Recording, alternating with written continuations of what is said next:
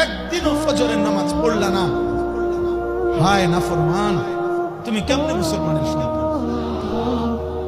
কোরআনুল কারীমের মধ্যে আল্লাহ তাআলা অবাধ্য জাতির পরিণতি বলছেন। অধিকাংশ অবাধ্য জাতিকে আল্লাহ তাআলা ধ্বংস করেছেন ফজরের ওয়াক্তে।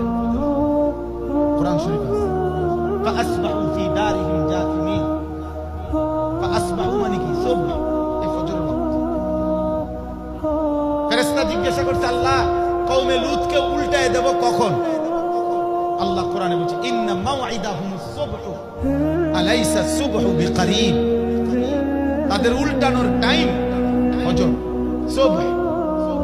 আল্লাহ বলছে, আরে জলদি যাও ফেরেশতা, সকাল হয়ে গেল। আলাইসা সুবহু বিকরিব, সকাল তো খুব কাছে গেছে, দৌড়ো, যাও না, দাও উল্টানি দাও, একটা আসার দাও।